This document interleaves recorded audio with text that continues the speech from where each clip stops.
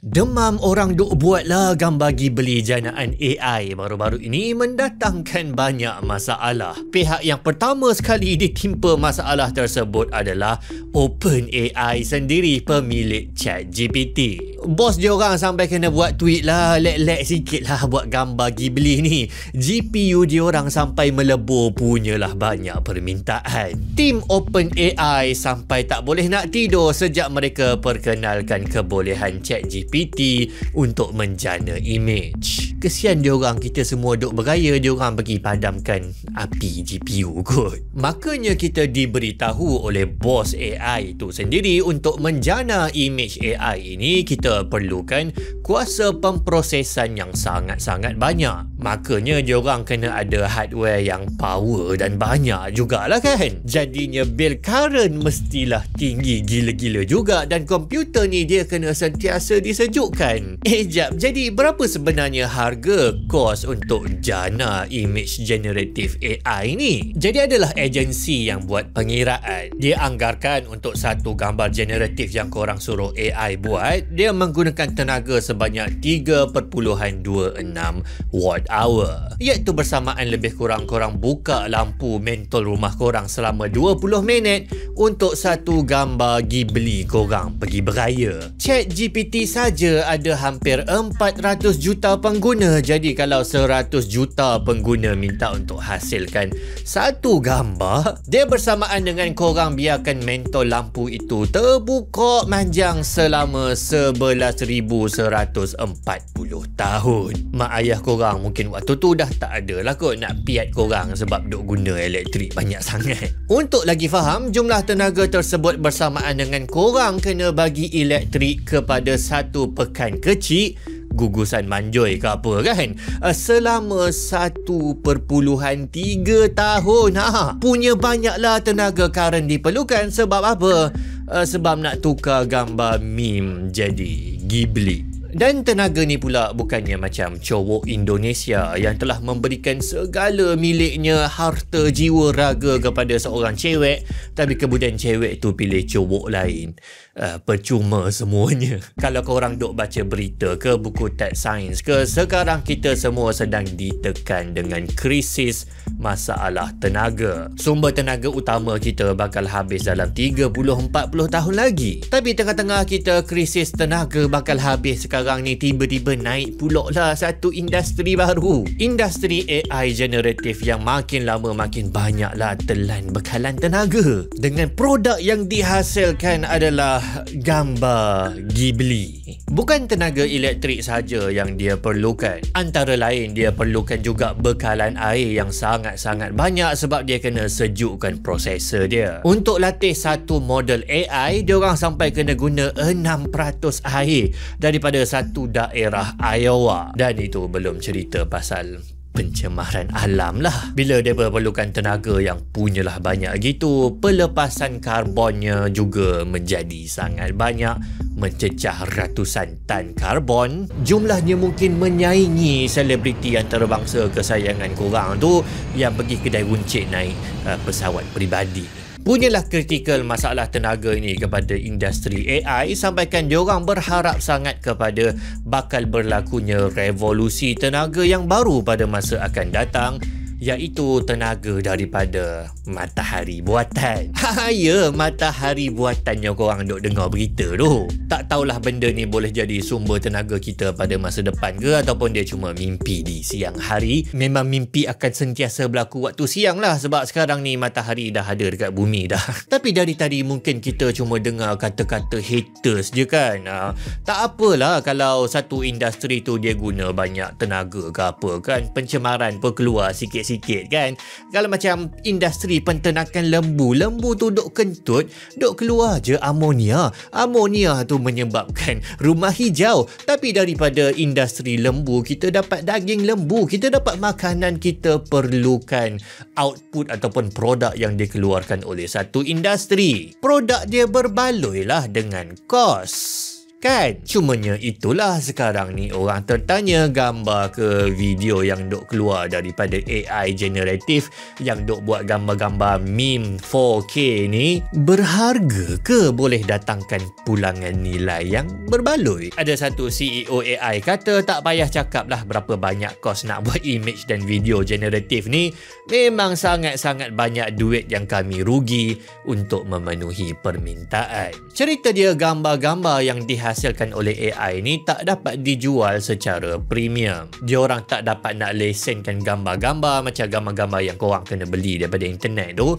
Nak letak watermark pun tak boleh. Gambar dengan video hasilan AI tu pula orang tak guna untuk benda yang penting dan berharga sangat. Biasanya meme, post kelakar, video prank, video tipu orang-orang tua dekat Facebook dan gambar raya Ghibli korang tu. Maaf cakap lah tapi dia tak bernilai. Tak percaya cuba korang jual. Kalau tak bernilai je tak apa lagi.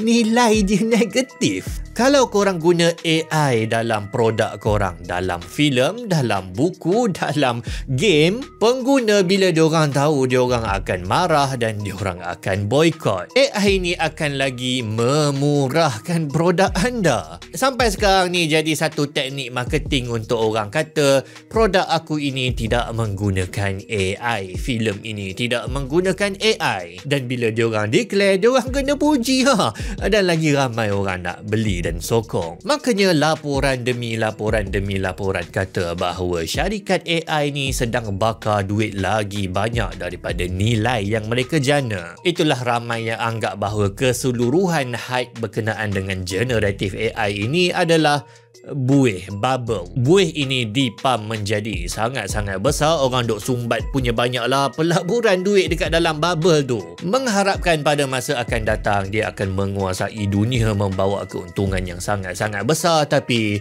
apa yang ramai orang ramal adalah buih ini akan meletup. Di mana antara jarum yang paling tajam yang boleh meletupkan keseluruhan buih AI ini adalah masalah hak cipta. Saya dah pernah buat topik ni dalam konten sebelumnya dengan tajuknya lebih kurang AI pencuri yang paling besar, ya tak? Macam clickbait, tapi tak, bukan clickbait. Betul. Ringkasnya, melatih AI ini perlukan data-data latihan yang sangat-sangat banyak. Nak dapat dari mana set data gergasi yang kumpulkan hasil intelek manusia selama beribu-ribu tahun ni? Mana lagi? Internet. Data yang disuap ni pula kena data yang berkualiti. Kalau korang suap sampah dekat robot korang, yang dia akan keluarkan balik adalah sampah. Dan hukum alam, segala macam benda-benda yang berkualiti ni, filem ke, buku ke, laporan berita, anime, apa bagai yang berkualiti, semuanya tertakluk kepada hak cipta. Yang hang kalau nak baca ke, nak tengok ke benda-benda berkualiti tu, hang kena bayar. Bukan saja sebab ini tertakluk kepada undang-undang, tapi sebab etika dia, anda kena menghargai usaha pencipta-pencipta benda-benda berkualiti tersebut. Jadinya korang ingat macam mana ChatGPT ni boleh tahu macam mana gaya Ghibli ni? Tak ada cara lain. Depa ni kena hauk secara haram segala macam screenshot daripada movie, filem-filem Ghibli ini, sekali dengan metadata, dengan scraping dia yang dibuat dengan punyalah payah oleh Hayao Miyazaki yang memang tak suka AI. 僕はこれを自分たちの仕事をつなげたいとは全然思いません。極めて何か生命に対する侮辱を感じます。 Benda ni dibuat dengan syarikat yang diorang curi data-data ni semua tak tahu, mereka tak minta kebenaran, tak bagi pampasan yang dia sumbatkan dalam data latihan AI itu supaya ChatGPT tahu macam mana nak buat gambar-gambar bertemakan Ghibli, yang lepas tu syarikat AI itu kenakan bayaran kepada korang semua kalau korang nak hasilkan gambar Ghibli. Ringkasnya, mereka curi image-image daripada filem-filem Ghibli yang di-scrape daripada internet. Mereka guna untuk latih AI tanpa kebenaran, dan mereka syarikat persendirian kapitalis ini dapat keuntungan sebab orang cuma kena bayar subscription untuk tukar muka diorang jadi gaya Ghibli, walaupun diorang sepatutnya boleh bayar je kepada artis, commission kan. Jadi bila aku duk tengok billionaire dok tukar gambar jadi Ghibli ni tanpa diorang bayar kepada artis, menyigap jugalah. Hasil seni yang asalnya sangat-sangat susah nak buat macam scene ni yang dalam filem Ghibli, 1 tahun diorang habiskan nak buat scene ni saja. Tapi AI menjadikan usaha manusia ini kemudian menjadi murah. Kalau orang jual CD cetak rompak dekat tepi jalan, dia akan kena gempur, tangkap, masuk penjara. Tapi kalau korang adalah syarikat AI milik billionaire, korang boleh cetak rompak ratusan ribu movie, filem, buku, artikel, anime ni bagai, dan korang bukan saja tak akan ditangkap, malah kalau ada orang bantah, orang yang bantah itu adalah mereka yang jumut, mereka yang tak boleh terima kemajuan teknologi. Pada masa akan datang, isu hak cipta ini akan menentukan keseluruhan hala tuju teknologi AI generatif ni. Adakah AI bros ini ada hak untuk mereka hauklah ratusan ribu data yang mereka tak ada hak, yang mereka tak bayar pampasan kepada penghasil asal data tersebut?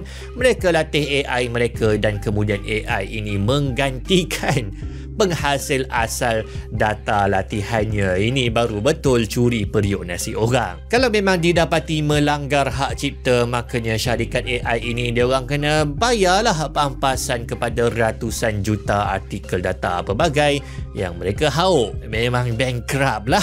AI akan menjadi sangat-sangat terhad dan korang dah tak boleh nak jana lah apa-apa karya popular yang semua orang suka. Jadi apa respon balas bos-bos AI ni? Kerjaya kehidupan mereka nampaknya bergantung kepada perdebatan hak cipta. Diorang ni bijak saintis komputer, jadi mereka mesti ada respon balas yang paling power kan? Ya, memang betul hujah balas mereka bijak. Diorang kata kalau mereka tak dibenarkan untuk hauklah bahan-bahan copyright ini buat harta benda diorang, negara Amerika akan kalah dengan China. Kita kena benarkan AI hauklah segala macam hasil usaha intelek manusia daripada segenap pelusuk alam sepanjang sejarah, sebab bukan saja dia perlu nak buat negara Amerika ni lebih kompetitif, ia juga penting untuk keselamatan negara Amerika.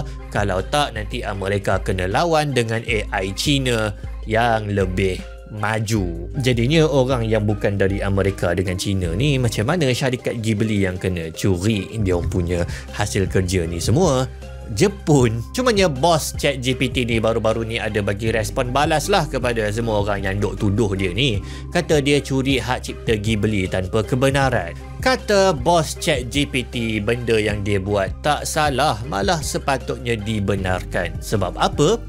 Sebab dia membawa kepada manfaat besar kepada masyarakat. Jadi kalau korang curi tanah orang, korang pergi halau penghuni asal dia, lepas tu korang buat kilang jual iPhone, itu tak salah sebab manfaatnya lebih besar ya tak kepada masyarakat.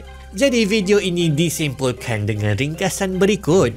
Adakah AI generatif yang duk buat gambar Ghibli ini sememangnya membawa manfaat besar kepada masyarakat, ataupun dia lagi buat punah semua orang?